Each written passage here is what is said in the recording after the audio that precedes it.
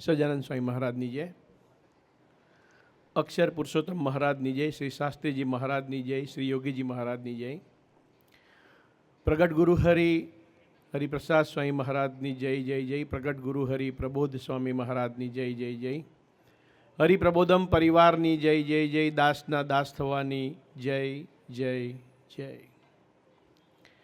આજનો શુભ અને મંગલકારી દિવસ. આપણા આંગણે પ્રગટ ગુરુ હરિ પધારવાના છે, ભગવાનનું ભવ્ય સ્વરૂપ પધારવાનું છે. આપણે સૌ તાળીઓથી એમને વધાવી લઈએ. આ પુરુષના દર્શન શક્ય નથી અને માનવ દેહ શક્ય નથી. આ બે વાતનો વિચાર કરીએ તો યુગે યુગે જે ભગવાન પૃથ્વી પર આવે છે એની ઓળખાણ જીવને થાય છે એવા બહુ અમુક જ હોય છે. ભગવાન રામ આવ્યા, ભગવાન કિશન આવ્યા, ભગવાન મહાવીર આવ્યા, ભગવાન બુદ્ધ આવ્યા, ભગવાન સ્વામિનારાયણ આવ્યા અને યુગે યુગે એ પુરુષો આવે છે. જ્યારે ભગવાન પૃથ્વી પર આવે છે ત્યારે જૂજ 2, 5, 10, 25, 50 વ્યક્તિ ઓળખે છે અને હજારો વર્ષ પછી મંદિરો બને છે અને પછી એની ઉપાસના થાય છે. આપણે પ્રગટની ઉપાસનામાં બેઠા છે. આપણે બહુ ભાગ્યશાળી છીએ. પહેલો આપણે વિચાર કરીએ કે આપણું જીવન જે ભગવાને આપ્યું છે એ મોક્ષ હેતુ આપ્યું છે. ફિલિપાઇન્સની અંદર એક માછીમાર હતો. એ માછીમાર માછલા મારવા માટે રોજ દરિયામાં જાય. એક દિવસ એ દરિયામાં જતા હતા, નાનું હોડકું હતું, ત્યાં નીચે પથ્થર જેવું આવ્યું, ઘસાયું હોડકું, એટલે એને ઊભું રાખ્યું. શરૂઆત જ હતી તો નીચે જોયું તો એકદમ ચમકતો પથ્થર હતો. એટલે ઘરે લઈ આવ્યા અને એ પથ્થર મૂકીને એ પોતે પથ્થરને રોજ પગે લાગે કેમ કે બહુ અલગ જ પથ્થર હતો. એક દિવસ એના ઘરમાં આગ લાગી અને બધું જ બળીને ભસ્મ થઈ ગયું. એ પથ્થર એકલો બચી ગયો. એટલે એના મામા લેવા માટે આવ્યા એને, અને મામા લેવા આવ્યા એટલે પછી એના ઘરે ગયા તો પથ્થર એકલો લઈ ગયો ને પથ્થર મૂકેલો પલંગની નીચે, અને એ પથ્થર રોજ પગે લાગે ને નીકળે. પછી ખબર પડી કે આ પથ્થર કિંમતી લાગે છે અને એ પથ્થર એને મળે છે, એના ઘરમાં આગ લાગે છે. પછી એ મામાના ઘરે રહેવા જાય છે ને મામા વિચારે છે કે આ પથ્થર તો કંઈક જુદો છે. અને એ પથ્થર પોતે એક સોનીને બતાવે છે તો એને ખ્યાલ નથી આવતો. એને ઝવેરાત જેવું લાગ્યું એટલે ઝવેરીને બતાવે છે. ઝવેરીએ જોયું તો એ પથ્થર એ મોતી હતું. આ સત્ય ઘટના છે. 32 કિલોનું મોતી અત્યારે ફિલિપાઇન્સના મ્યુઝિયમમાં છે. દુનિયાનું સૌથી મોંઘું મોતી, અબજો રૂપિયાનું. પણ એ માછીમારને એ મોતીની ઓળખાણ ન હતી એટલે માછીમાર એ મોતીને પલંગની નીચે મૂકતા હતા એક પથ્થર તરીકે. પણ પછી ખબર પડી કે આ તો મિલિયન્સ ઓફ રૂપીઝનું મોતી છે, દુનિયાનું સૌથી મોટું મોતી છે. એમ આપણે પણ મનુષ્ય દેહ ધારણ કરીને આવ્યા ત્યારે ભગવાન કે ભગવાનના પવિત્ર સંતના દર્શન કરીએ છીએ, કોઈ ઓળખાણ કરાવે છે, પણ જ્યારે સમજણ આપણામાં નથી આવતી અથવા તો આપણે એમાં ડૂબતા નથી ત્યારે એની ઐશ્વર્ય પ્રતાપ, એની મહત્તા, ક્યાંથી આવ્યા છે, કોણ છે, એમાં જ્યારે આપણે ડૂબતા નથી ત્યારે આપણને ખ્યાલ આવતો નથી. અને આપણું મનુષ્ય દેહ પણ ક્યારે મળે આપણને ખ્યાલ આવતો નથી.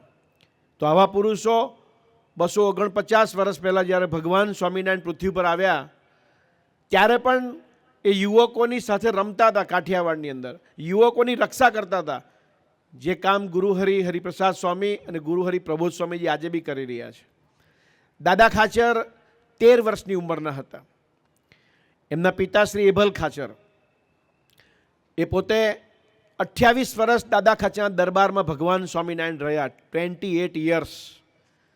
આ પ્રભુ દર્શન સ્વામી અને શાશ્વત સ્વામી આપણા ઘરે આવે વિચરણમાં ને અઠવાડિયું રહે તો આપણે બી વિચાર કરીએ કે હવે નોકરી ક્યારે જઈશું, ધંધે ક્યારે જઈશું, સંતો ક્યારે પાછા જશે.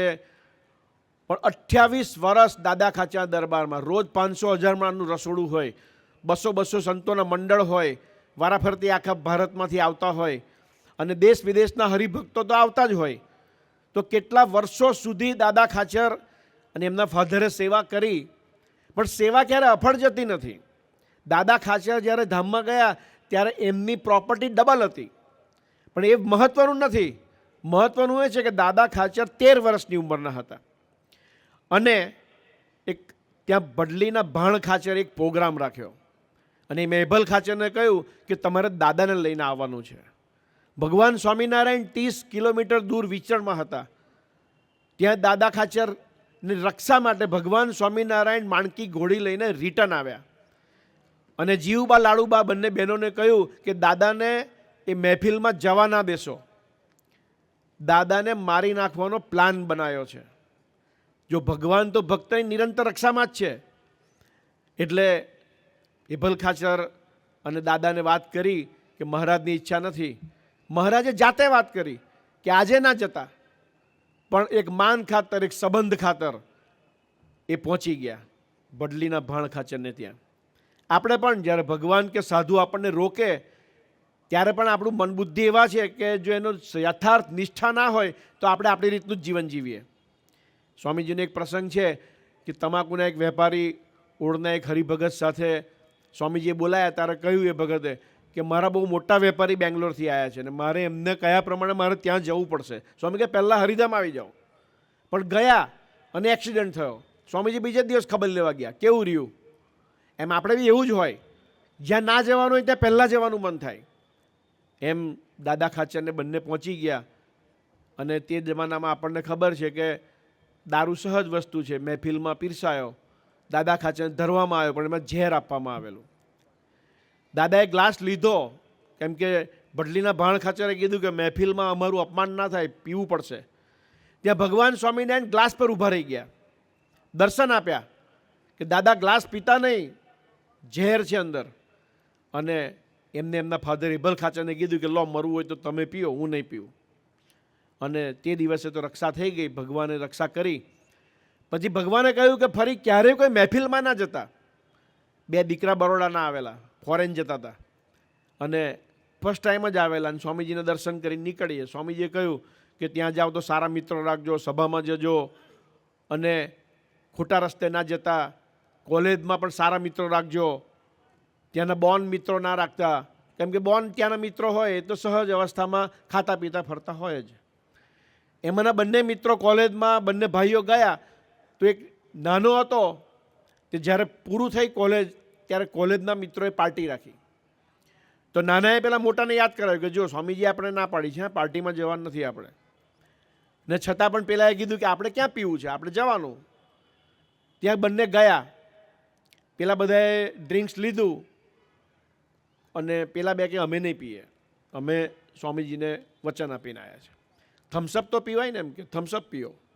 થમ્સઅપ કાઢી અને વાતોએ ચઢાય અને ધીમે રહીને મિત્રો તો આપણને ખબર જ છે કે હરી કરતા જ હોય અને વાતોમાં આમ તેમ થમ્સઅપમાં ધીમે રહીને વાઇન મેળવી દીધો અને બંનેને ચડી ગઈ. બંને ત્યાં જ બેભાન જેવા થઈ ગયા. રાત્રે પહેલાં શોધખોળ કરે કે કંઈ ગયા અને નાનો તો નહોતો ગયો, મોટો ગયો હતો કે આપણે તો શું છે, આપણે તો જવાનું જ છે ને. પેલો કે હું નહીં આવું, તું જા. અને જ્યારે મોટો ભાઈ ના આવ્યો, નાનો શોધવા નીકળ્યો ત્યારે ત્યાં પડેલો હતો રસ્તા ઉપર અને પછી એને લઈ ગયા અને કીધું કે જો સ્વામીજીની આપણે આજ્ઞા તમે તોડી તો તમે ક્યાં ગયા. એમ દાદા ખાચરને મહારાજે આજ્ઞા કરેલી કે કોઈની મોહબત નહીં રાખવાની, ભગવાનને સાધુ સિવાય આ બ્રહ્માંડમાં કોઈની મોહબત નહીં રાખવાની. અને પછી મહારાજે કહ્યું છતાં ફરી એક વખત એક મહેફિલમાં ગયા ત્યારે મહારાજ નારાજ થઈ ગયા. એમ આપણા જીવનની અંદર ભગવાનને સંતો વારંવાર આપણને ટોકતા જ હોય છે કે કંઈક આપણે સુખી થઈ જઈએ. સુરતની અંદર બંટી કરીને એક દીકરો હતો, એના મિત્ર હતા, એ માસીનો દીકરો હતો. એને કહ્યું એની બર્થડે આવી તો કે ચાલ આપણે મંદિરે દર્શન કરવા જઈએ. તો કે ના, મારે સ્વામિનારાયણના દર્શન કરવા નથી આવું. સ્વામિનારાયણમાં નિયમ આપે, તિલક ચાંદલો કરવાનો, લસણ ડુંગળી નહીં ખાવાના, એ બધું મને ના ફાવે. એમ કે સભામાં જવાનું. તો કે ભાઈ તારે ના કરતો, તું ચાલતો ખરો, તારો દિવસ સારો છે, સંતના દર્શન થઈ જાય. અને હેમંત આફ્રિકાવાલાનો માસીનો દીકરો બંટી એ લઈને આવ્યા હરિધામ અને સ્વામીજી ત્યાં બિરાજમાન હતા અને 1 બાય 1 દર્શન કરવાયા. સ્વામીજીએ પહેલાં જ એને પકડીને કહ્યું કે આપણે 3 નિયમ રાખવાના. એટલે પહેલાં બધું જોયું, જો મેં નહોતું કીધું નથી આવું મારે. સ્વામી કે સાંભળો, મંદિરે આવતા રહેવાનું, સંતો સાથે મિત્રતા રાખવાની અને સારા મિત્રો રાખવાના. તમારા જે મિત્રો છે ને એ મિત્રો સારા નથી. સ્વામી કે સારા મિત્રો રાખવાના, એક ફોન કરે ને 10-15 મિનિટમાં હાજર થઈ જાય ને એવા આત્મીય મિત્ર રાખવાના. હવે સામાન્ય જ બાબત હતી, એમાં કોઈ પૂજા કરવાની, તિલક ચાંદલો કરવાનો, સભા ભરવાની, ભજન કરવાનું, સ્વામિનારાયણ થવાની, કંઠી પહેરવાની કોઈ આજ્ઞા જ નથી. સ્વામીજી એક મિત્રતા દાવે એનું જોઈને, ફ્યુચર જોઈને, એનું કર્મ જોઈને કહ્યું હતું. 1 વર્ષ પછી સ્વામીજી કોળી ભરથાણા બિરાજમાન હતા અને મેસેજ આવ્યો કે બંટીભાઈનું મર્ડર થઈ ગયું. સ્વામી તરત જ બોલ્યા કે એના પાર્ટનરે કર્યું. સ્વામીજીએ બી કહેલું કે તું જે પાર્ટનરશિપમાં કમાય છે ને એ ધંધો બંધ કરી દે. એ પણ સ્વામીજીએ વાત કરેલી કે આપણે ઓછું કમાઈ તો ચાલે પણ એ પાર્ટનરશિપ તું છૂટી કરી દે. પણ એ ના કરી શક્યા. કોઈ લાલચ, કોઈ લોભ, કોઈ નિષ્ઠા નહીં કે કયા પુરુષે કહ્યું. અને જ્યારે મર્ડર થયું ને થોડા દિવસમાં બહાર આવ્યું કે ભાઈ એના પાર્ટનરે જ મર્ડર કર્યું. તો સામાન્ય બાબતો માટે ભગવાનને સાધુ આપણને સુખી કરવાનો પ્રયત્ન કરતા હોય છે, પણ આપણા જીવનમાં નિષ્ઠા નહીં હોવાના કારણે આપણે ભૂલા પડી જતા હોય છે. બોમ્બેમાં એક ડૉક્ટર શ્રેયસ કરીને છે, છેલ્લો પ્રસંગ મારી સેવા પૂરી કરું. એ પોતે ભણતા હતા અને ભણતા ભણતા ખરાબ મિત્રોના રંગે ચડી ગયા, ખરાબ ચોપડીઓ વાંચવા માંડ્યા. તે ટાઈમે મોબાઈલ નહોતો અને એકદમ કામુક અવસ્થામાં પહોંચી ગયા. સ્કૂલ જવાનું મન ના થાય, ક્લાસ જવાનું મન ના થાય, રૂમમાં ભરાઈ રહે. એના ફાધર ડૉક્ટર, મધર ડૉક્ટર, બનેવી ડૉક્ટર, બહેન ડૉક્ટર. એટલે ઘરવાળાને બી એવું હતું કે ડૉક્ટર થાય તો સારું, મોટી હોસ્પિટલ ખોલીએ. ડૉક્ટરનો છોકરો ડૉક્ટર બને જનરલી, કેમ કે એને હોસ્પિટલ સાચવવાની હોય. એટલે એના ફાધરને ચિંતા થઈ કે આ તો ભણતો જ નથી. એટલે પછી સ્વામીજીને મળ્યા. સ્વામીજી એમના ઘરે આવતા હતા. સ્વામીજીએ વાત કરી અને બોલાયા શ્રેયસભાઈને, કહ્યું કે આપણે ભણવાનું છે. કે હા સ્વામી. જો આ પુરુષો કેવા હોય છે કે આપણા કહેવાથી ના થાય, એ કહેતો થઈ જાય. આજે ડેરોલમાં અમારા શાળા છે, વર્ષોથી પડીકી ખાતા હતા. ગુરુહરિ પ્રબોધ સ્વામી કીધું કે કાલે કે આજે ક્યારે છોડવી છે? તો કે આજે જ અપઘડી જ છોડવી છે. છોડવી જ છે 100%. કમિટમેન્ટ આપ્યું તો એમની દિવ્ય શક્તિ એવી છે કે એને બળ મળી ગયું. બાકી આપણે તો 30 વર્ષથી કહેતા હતા જ ને, આપણું કોણ સાંભળે છે? તો સ્વામીજીએ શ્રેયસભાઈને કહ્યું કે ભણવું છે કે નથી ભણવું? તો કે ભણવું છે. ડૉક્ટર બનવું છે? તો કે બનવું છે. સરસ બનજે, સરસ ડૉક્ટર બનજે. આજ સુધીનું માપ, આજથી નવું જીવન. આપણા અનંત જન્મોના કર્મ 1 સેકન્ડમાં બળીને ભસ્મ થઈ જાય એવા આ પુરુષની દ્રષ્ટિ છે. ગાંધારીએ પાટા છોડ્યા તો દુર્યોધન વજ્રનો થઈ ગયો. તો ગાંધારીની આંખની તાકાત કેટલી હશે કે જેને આંખે પાટા મારેલા અમુક વર્ષો સુધી?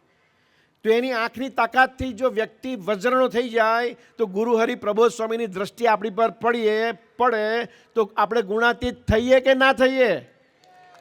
થઈએ કે ના થઈએ? પણ આપણે થોડાક નિયમ ધર્મ પાળવા પડે. સવારે ઉઠીને આપણે પૂજા કરવી પડે, 10-15 મિનિટ ભજન કરવું પડે, સભામાં જવું પડે. એ બધું આપણા જીવનમાં થોડીક સિન્સિયરિટી જોઈએ. એટલે શ્રેયસભાઈએ શરૂઆત કરી, ડૉક્ટર થઈ ગયા અને વિદેશ ભણવા ગયા અને હાથની રેખાઓ જોતા બી થઈ ગયા. એટલે ભવિષ્ય વેચતા બી થઈ ગયા. એમાં બી એમને માસ્ટરી કરી. અને પછી એક દિવસ એમને ફિલ્મ ઇન્ડસ્ટ્રીના મોટા મોટા માણસોની હસ્તરેખા જોતા હોય. એટલે માધુરી દીક્ષિતે એમને એકવાર બોલાયા. ઓળખો છો બધા? માધુરી દીક્ષિતને ઓળખીએ? હા કે ના? હું ઓળખું છું. તમે ઓળખો છો કે નહીં? હિરોઈન છે, હતી. એટલે માધુરી દીક્ષિતનો હાથ જોયો અને 45 મિનિટ વાત કરી કે આવું તમારા જીવનમાં બનશે. એમાં એક વાત બોલ્યા કે તમારું લગ્ન એક ડૉક્ટર જોડે થશે ને તમે ફિલ્મ ઇન્ડસ્ટ્રી છોડી દેશો. જે ટાઈમે એમનું તેજાબ પિક્ચર આવેલું અને વર્લ્ડ વાઇડ ફર્સ્ટ નંબરની અભિનેત્રી હતા. તો એમને હાથ ખેંચી લીધો કે આ તો શક્ય જ નથી. કેમ કે જે પ્રોફેશનમાં જે વ્યક્તિ ટોપ લેવલ પર ગયો હોય એ પ્રોફેશન ક્યારેય છોડે નહીં. કોઈ નેતા હોય, નરેન્દ્ર મોદી સાહેબ એમને મિનિસ્ટર બનાવ્યો હોય, પછી સાધુ થવા ગયા હોય એવું સાંભળ્યું? ના ભાઈ, એ ટોપ પર જ જાય. અહીંથી ભારતમાં, ગુજરાતમાં હોય તો ભારતમાં જાય, ત્યાં હોય તો એનાથી આગળ જાય. અને એમને કીધું કે તમે છોડી દેશો આ વસ્તુ. એમને હાથ ખેંચી લીધેલો. પણ જ્યારે ખરેખર એમનું લગ્ન ડૉક્ટર સાથે થયું ત્યારે એમને સ્ટેજ ઉપર એમને એન્ગેજમેન્ટમાં બોલાયા, ડૉક્ટર શ્રેયસને. અને બધા વચ્ચે કહ્યું કે આ ડૉક્ટર શ્રેયસે 45 મિનિટ મારો હાથ જોયેલો અને મને કહેલું કે આવું તમારા જીવનમાં બનશે, ત્યારે હું માનતી નથી. પણ હું એનાથી એક સ્ટેપ વધારે ઇમ્પ્રેસ એટલા માટે છું કે હું વર્લ્ડ વાઇડ સારામાં સારી અભિનેત્રી હતી, પણ ડૉક્ટર શ્રેયસે મારા ફેસ તરફ જોયું નથી, મારા હાથની રેખાઓ તરફ જોયું હતું. ત્યારે ડૉક્ટર શ્રેયસે પોતાના ખિસ્સામાંથી સ્વામીજીની મૂર્તિ કાઢીને બતાવ્યું કે આ મારા ગુરુ છે, અને એમને કહ્યું છે કે આંખ કાન જીભ પવિત્ર રાખવાના, હૃદય પવિત્ર રાખવાનું, તો ભગવાનનો વાસ થાય. આવો સમાજ આપણને સ્વામીજી આપીને ગયા છે. ભરૂચમાં એક દીકરો છે, છેલ્લી વાત. એ દીકરાને એક મુસ્લિમ દીકરી જોડે પ્રેમ થઈ ગયો. તે પહેલાં એની સોસાયટીમાં એક છોકરી જોડે પ્રેમ થઈ ગયો. એટલે પછી એને વન સાઇડ લવ, એટલે એને ઓફર આપી કે મારે લગ્ન કરવું છે. આ પેલીને તો કરવું જ નહોતું, આને ઝેર પી લીધું. સત્સંગી બધા દોડીને લઈ ગયા દવાખાને, બચી ગયો. ફરી વખત પાછા મિત્રો ખરાબ હતા, સભામાં આવતો હતો પણ મિત્રો બી બીજા ખરાબ હતા, એમની જોડે બી બેઠક ઉઠક હતી. તો મુસ્લિમ દીકરી જોડે એને પ્રેમ થઈ ગયો. એટલે એક દિવસ ઘરે આવ્યો, મને કે ભગત આપણે મુસ્લિમ દીકરી જો લગ્ન થાય? અલ્યા મેં કીધું આવો પ્રશ્ન તું પૂછે જ કેવી રીતે, મને શક્ય જ નથી આ તો. મેં કીધું મંદિરે જા અને ત્યાં મહિનો રહે. સુરત સ્વામીને કીધું અમને સ્વામીજીની સેવામાં રાખજો, હાથે રાખજો, નવરો જ છે હમણાં. મહિનો રહ્યો ને પછી બધું સરસ થઈ ગયું. પછી પાછો આવ્યો કે ભૂલાતું જ નથી. પછી એક દિવસ એ હરિધામ ગયા અને ગુરુ હરિપ્રબોધ સ્વામી ત્યાં હિંચકા પાસે મળ્યા. એને અંતરથી સંકલ્પ કર્યો કે ગુરુ હરિપ્રબોધ સ્વામીજી જો મને કહે ને તો હું માની જાઉં કે ભાઈ ભગવાન પ્રગટ છે, મારે આ છોડ દેવું જોઈએ. અને એના દર્શન કરવા માટે આયા. ભરૂચના છોકરા બધા જતા હતા જ્યારે અંદર હતા ત્યારે. એને દર્શન કરતાં કરતાં સંકલ્પ કર્યો, પ્રાર્થના કરી. તો ગુરુ હરિપ્રબોધ સ્વામીએ કીધું કે આપણે પવિત્ર જીવન જીવવાનું, આપણે આંખ કાન જો પવિત્ર રાખવાના અને સ્વામીજીની સેવા કરવાની છે. સ્વામીજી તારું લગ્ન કરાવશે, ચિંતા ના કરીશ. અંતર્યામી પણ કહ્યું. અને એ દીકરાનો સાક્ષી ભેદાઈ ગયો અને એને અત્યાર સુધીનું જે 2 વખત ઝેર પીધેલું ને એ બધું ભૂલાઈ ગયું. અને અત્યારે દીકરાના લગ્ન એના સંસારમાં થયા, એના લોકોએ કર્યા, એને સારી જોબ મળી ગઈ અને અત્યારે બાળ મંડળ ચલાવે છે અને 25 બાળકોનો લીડર છે અને આજે શુદ્ધ અને પવિત્ર જીવન જીવે છે. આ પુરુષો આ વસ્તુ કરે છે. તો આપણે પણ રેગ્યુલર સભા ભરવા જઈએ, પ્રાદેશિક શિક્ષણ સાથે મિત્રતા રાખીએ, આપણો ચડતો ને ચડતો રંગ રહે એના માટે થોડુંક રોજ વાંચન કરીએ. તો આજના શુભ અને મંગલકારી દિવસે ગુરુ હરિપ્રબોધ સ્વામીજી પધાર્યા છે ત્યારે એ તો આપણા બધા સંકલ્પ પૂરા કરવા માટે જ પૃથ્વી પર આવ્યા છે. પણ આપણે એવા સંકલ્પ કરીએ કે માગવું ના પડે, સહજ મગાઈ જાય, આશીર્વાદ આપવા ના પડે, સહજ મળી જાય. એવું આપણું સરસનું સરસ જીવન બને એવા આપણને ગુરુ હરિ આશીર્વાદ આપશે. તો આજે શુભ સંકલ્પ સાથે અહીંયાથી આપણે વિદાય થઈશું કે પ્રાણ જાય પણ સભા ના જાય, એ સૂત્ર છે. અઠવાડિક સભા તો ભરવાની જ. જો મુસલમાનનો છોકરો 5 ટાઈમ નમાઝ પડતો હોય, જન્મથી કુરાન વાંચતો હોય, તો આપણે અઠવાડિયે 1 કલાક સભા ના ભરીએ તો આપણે કૃતજ્ઞ કહેવાઈએ. તો ભગવાન આપણને 1 કલાક સભા ભરવાનું અને પ્રાદેશિક સંત સાથે મિત્રતા રાખવાનું બળ બુદ્ધિ શક્તિ આપે. એ જ પ્રાર્થના. સજાનંદ સ્વામી મહારાજની જય.